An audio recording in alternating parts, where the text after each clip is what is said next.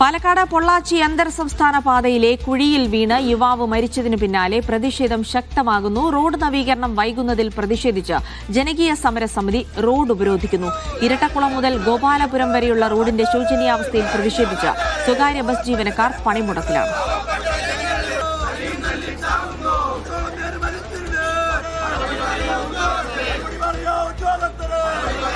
പാലക്കാട് ജില്ലയിലെ സുപ്രധാന റോഡാണ്, അന്തർ സംസ്ഥാന പാതയാണ് ഇത്.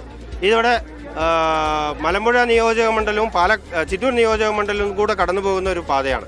ഇതിൽ മലമ്പുഴ നിയോജക മണ്ഡലം മുഴുവൻ നല്ല രീതിയിലുള്ള ഒരു റോഡാണ്. പക്ഷേ ചിറ്റൂർ നിയോജക മണ്ഡലത്തിൽ കടന്നാൽ ഇവിടെ അപകടമുണ്ടാവുന്ന കഴിഞ്ഞ 2 വർഷം കൊണ്ട് 13 മരണങ്ങൾ സംഭവിച്ച ഒരു പാതയാണിത്.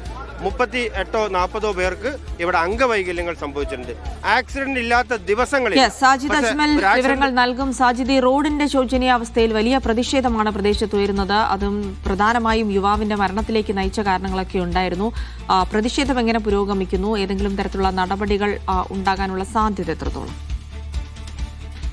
ജിൽസി, നിലവിൽ എന്തായാലും സമരം അവസാനിച്ചിട്ടുണ്ട്. ഈ റോഡിന്റെ നവീകരണം നടത്താമെന്ന് അധികൃതർ ഉറപ്പ് നൽകി എന്നാണ് സമരക്കാർ പറയുന്നത്. എന്തായാലും ഇന്നലെയാണ് ഈ കൊടുമ്പ് സ്വദേശിയായ യുവാവ് കുഴിയിൽ പെടുകയും ബൈക്ക് മറിഞ്ഞ് ലോറി ഇടിച്ച് മരിച്ചത്. ഇത് അന്തർ സംസ്ഥാന പാതയാണ്. പൊള്ളാച്ചിയിൽ നിന്ന് പാലക്കാട്ടേക്ക് പോകുന്ന ഏറ്റവും പ്രധാനപ്പെട്ട പാതയാണ്. ആ പാതയുടെ ഇരട്ടക്കുളം മുതൽ ഈ അതിർത്തിയായ ഗോപാലപുരം വരെ പൂർണ്ണമായി തകർന്നു കിടക്കുകയാണ്. ഇതിന്റെ അറ്റകുറ്റപ്പണി നടത്തണമെന്ന ആവശ്യമാണ് ശക്തമായി ഉയരുന്നത്.